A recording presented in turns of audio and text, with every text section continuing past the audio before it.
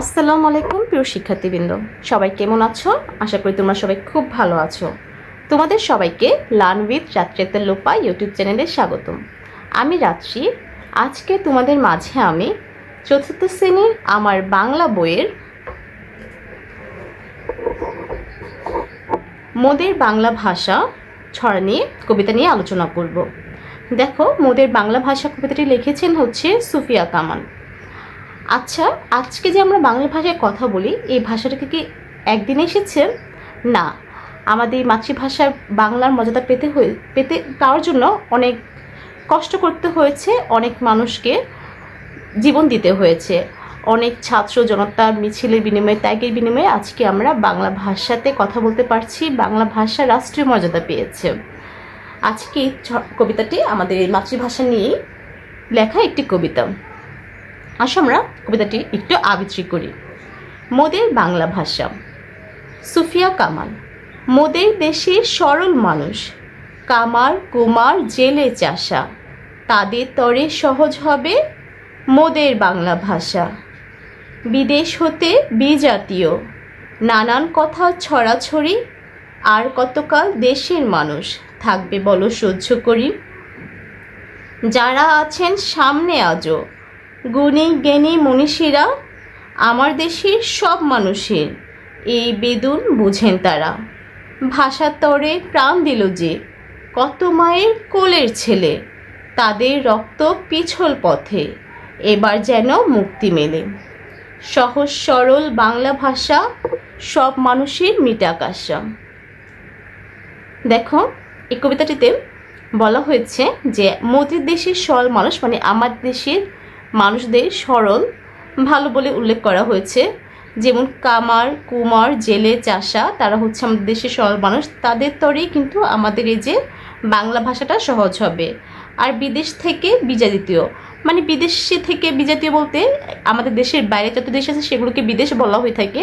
আর সে দেশের বিভিন্ন রকমের নানান ভাষা রয়েছে, কিন্তু বাংলাদেশের মানুষ ওই বিদেশি সংস্কৃতি বা বিদেশি ভাষা নয়, বাংলা ভাষাকেই বেশি ভালোবাসবে। আর যারা জ্ঞানী গুণী মনীষীরা আছে তারা আমাদের এই দুঃখ বেদনা বুঝেন।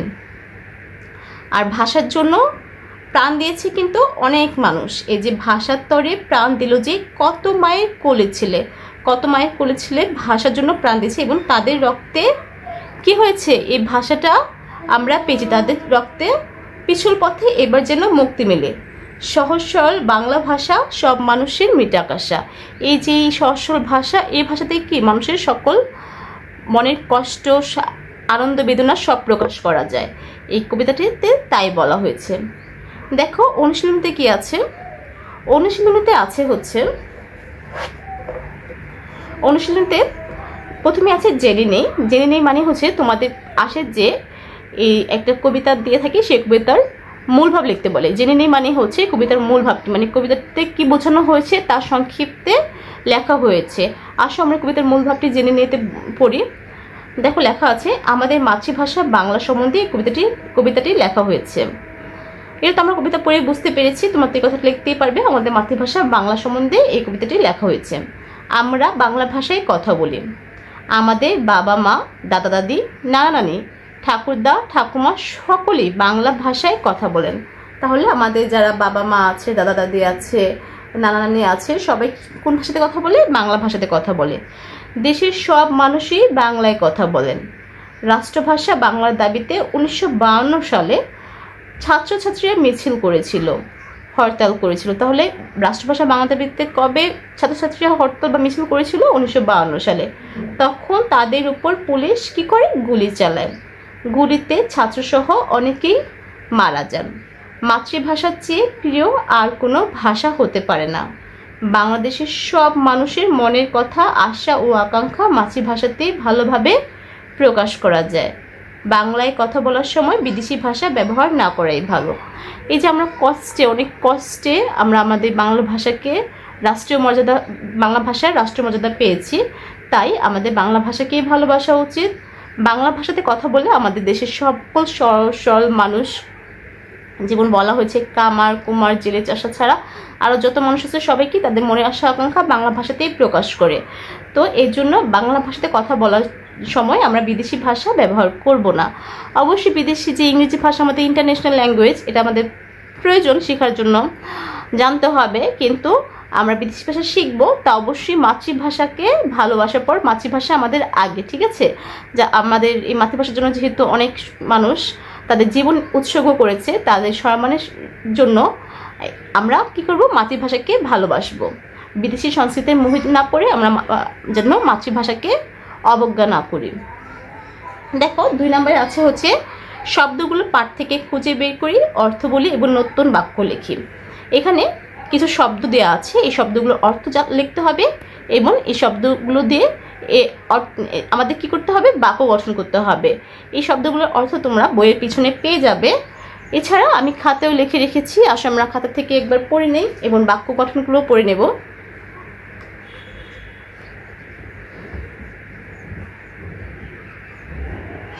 দেখো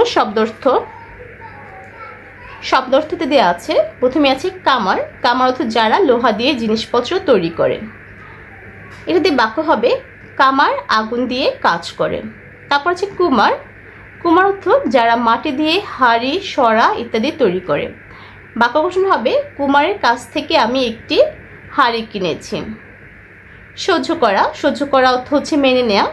বাক্য হবে অন্যায় অত্যাচার সহ্য করা যায় না। জ্ঞানী। জ্ঞানী দিয়ে বাক্য শব্দার্থ হবে জ্ঞানবান লোক। জ্ঞানী অর্থ হচ্ছে জ্ঞানবান লোক। এটা দিয়ে বাক্য হবে জ্ঞানীকে সবাই সম্মান করে। মনীষী। মনীষী অর্থ হচ্ছে শিক্ষিত, জ্ঞানীগুণী, বিখ্যাত মানুষ। এটা দিয়ে অর্থ হবে মনীষীদের বাণী শুনলে অনেক কিছু জানা যায়। তারপর রক্তপিছল। রক্তপিছল অর্থ হচ্ছে রক্ত দিয়ে যা পিছল হয়েছে। বাক্য হবে এদেশের রাজপথ রক্ত পিছল।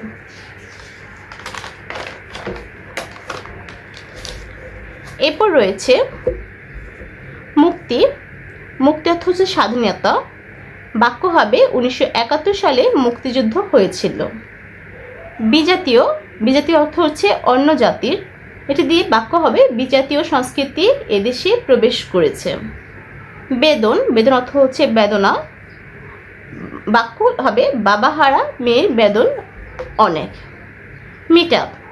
মিটাপ অর্থ হচ্ছে মিটিয়ে দিই। এটা দিয়ে বাক্য হবে আল্লাহ তোমার আশা মিটাপ। তোমরা বাসায় শব্দার্থগুলো বারবার পড়বে এবং খাতাতে লিখবে এবং বাক্যগুলো পড়বে। এই যে আমি যে বাক্যগুলো লিখেছি এই বাক্যগুলো ছাড়াও তোমরা তোমাদের নিজের ইচ্ছে মতো যে কোনো বাক্য লিখতে পারো। দেখি এরপরে কি আছে। 3 নম্বরে আছে হচ্ছে প্রশ্নগুলোর উত্তর মুখে মুখে বলি। এখানে 5টি প্রশ্ন দেয়া আছে। আমাদের এই 5টি প্রশ্নের উত্তর আমরা শিখবো আজকে।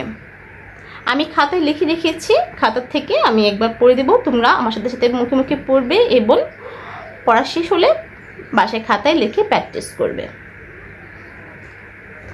আসো আমরা শুরু করি।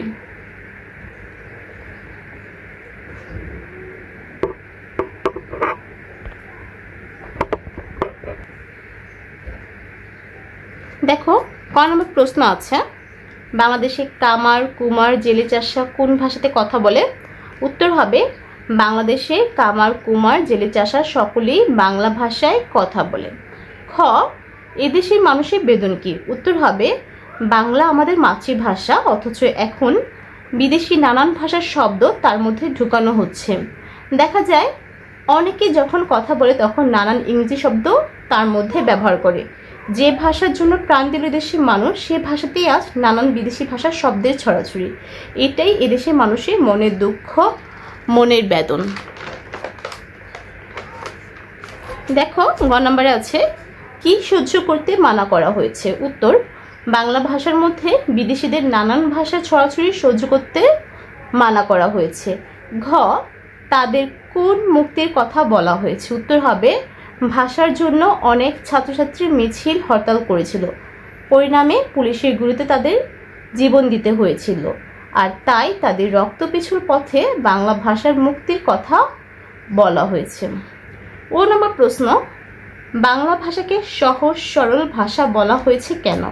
উত্তর বাংলা ভাষায় আমরা আমাদের মনের কথা যেভাবে অন্যের কাছে প্রকাশ করতে পারি, পৃথিবীর অন্য কোনো ভাষায় তা সম্ভব নয়।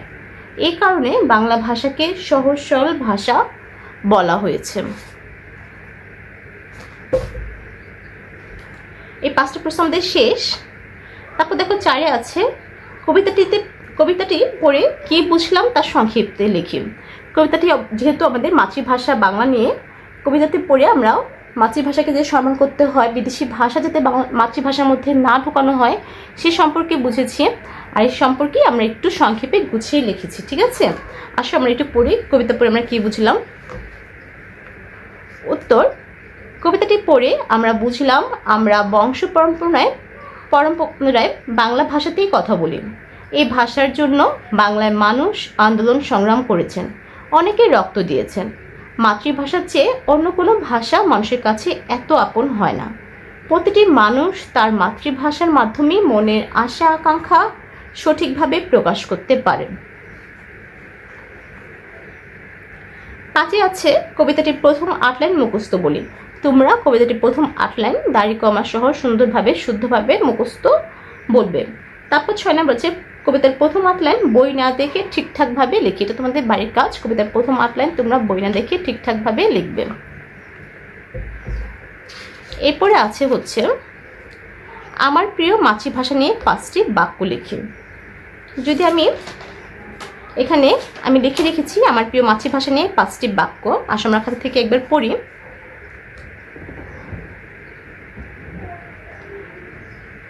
আমার প্রিয় মাতৃভাষা নিয়ে 5টি বাক্য হলো: 1. বাংলা ভাষার জন্য এদেশের মানুষ রক্ত দিয়েছে। 2. এদেশের সকল মানুষ বাংলায় কথা বলে। 3. মাতৃভাষার চেয়ে সহজ সরল আর কোনো ভাষা নেই। 4. জীবন দিয়ে হলেও আমরা এই ভাষার সম্মান রক্ষা করব। 5. মাতৃভাষা বাংলা নিয়ে আমার গর্ব হয়। তোমরা এই বাক্য ছাড়াও তোমাদের ইচ্ছে মতো নিজেদের মতো করে বাক্য লিখতে পারবে। 8 নম্বরে আছে হচ্ছে ডান দিক থেকে শব্দটি বেছে নিয়ে খালি জায়গায় বসাই। এখানে 4টি বাক্য দেওয়া আছে এবং খালি জায়গা দেওয়া আছে। এইখান থেকে শব্দগুলো নিয়ে আমাদের সঠিক জায়গায় সঠিক শব্দটি বসাতে হবে। দেখো কতে আছে হচ্ছে লোহা দিয়ে জিনিসপত্র তৈরি করেন। যারা লোহা দিয়ে জিনিসপত্র তৈরি করেন তারা হচ্ছে কামার। এই কামার হবে। মাটিতে জিনিসপত্র তৈরি করেন হচ্ছে কুমার। তারপর যার অনেক জ্ঞান আছেন তিনি হলো জ্ঞানী। গহ রক্ত দিয়ে পিছল হয়েছে যে পথ তা হচ্ছে রক্ত পিছল পথ। খাতা থেকে আমরা আরেকবার পড়ে নিই এগুলো। দেখো ক লোহা দিয়ে জিনিসপত্র তৈরি করেন কামার। খ মাটি দিয়ে জিনিসপত্র তৈরি করেন কুমার। গ যার অনেক জ্ঞান আছে তিনি হলেন জ্ঞানী। ঘ রক্ত দিয়ে পিছল হয়েছে যে পথ তা হলো রক্ত পিছল পথ। 9-এ আছে হচ্ছে কর্ম অনুশীলন। দেখো কতে আছে বাংলা ভাষার উপর লিখিত অন্য কোনো কবিতা বা ছড়া শিখি ও আবৃত্তি করি। দেখো আমাদের মাতৃভাষা বাংলা নিয়ে কিন্তু আরও অনেক কবিতা রয়েছে। তোমরা তোমাদের বড়দের সাহায্য নিয়ে মাতৃভাষা বাংলা নিয়ে আর কি কবিতা আছে সেটা খুঁজে বের করবে এবং সেটা শিখবে এবং আবৃত্তি করবে। এছাড়া তোমরা ইউটিউবে সার্চ দিলে আরও অনেক বাংলা ভাষা নিয়ে কবিতা পেয়ে যাবে। খতে আছে শিক্ষকের সাহায্যে বাংলা ভাষা বিষয়ক স্মরণীয় বাণী পোস্টার পেপারে লিখে শ্রেণীকক্ষের দেয়ালে প্রদর্শন করি। তোমরা বাংলা ভাষার উপরে বিভিন্ন বাণী তোমরা বিভিন্ন বই থেকে খুঁজে বের করতে পারবে, কিন্তু এখন অনেক সহজ হয়ে গেছে যোগ। ইচ্ছা করে তোমরা এই গুগলে সার্চ দিয়েও মাতৃভাষা বাংলা নিয়ে অনেক বাণী পেয়ে যাবে। তোমরা এগুলো শিক্ষকের সাহায্যে খুঁজে বের করে একটি সুন্দর কাগজে লিখে শ্রেণীকক্ষের দেয়ালে প্রদর্শন করবে। এরপরে সবার শেষে আছে হচ্ছে কবি পরিচিতি। আমরা প্রথমে পড়েছিলাম যে এই মোদের বাংলা ভাষা কবিতাটি লিখেছেন হচ্ছে বেগম সুফিয়া কামাল। যে সুফিয়া কামালের এখানে ছবি দেওয়া আছে এবং তার সম্পর্কে আমরা একটু জানবো। দেখো কবি পরিচিতিতে লেখা আছে কবি বেগম সুফিয়া কামাল 20শে জুন 1911 খ্রিস্টাব্দে বরিশাল জেলায় জন্মগ্রহণ করেন। তিনি কবি ও সমাজসেবী ছিলেন। তার বিখ্যাত কাব্যগ্রন্থের মধ্যে সাথের মায়া, মায়া কানন, ইতল বিতল, স্বনির্বাচিত কবিতা সংকলন ইত্যাদি উল্লেখযোগ্য। 20শে নভেম্বর 1999 খ্রিস্টাব্দে তিনি মৃত্যুবরণ করেন। তোমরা কবি পরিচিতির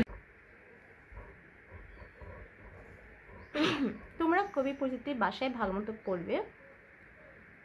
যেহেতু আমরা যার কবিতাটি পড়ছি তার সম্পর্কে আমাদের একটু জানতে হবে, এই জন্য তোমরা পরিচিতিটি বাসায় 3-4 বার পড়বে, মুখস্থ করার দরকার নেই।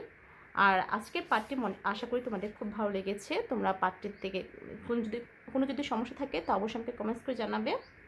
আর যদি কোনো কিছু নতুন করে বুঝতে চাও সেটা আমাকে কমেন্টস করে জানাবে। আজকের পাঠটি এই পর্যন্তই। ভিডিও ভালো লাগলে অবশ্যই লাইক কমেন্ট শেয়ার করবে। আর আমার চ্যানেল যদি তোমরা নতুন হয়ে থাকো অবশ্যই সাবস্ক্রাইব করে আমার পাশে থাকবে। ধন্যবাদ সবাইকে। পরবর্তী ভিডিও দেখার জন্য আমন্ত্রণ রইল। আল্লাহ হাফেজ।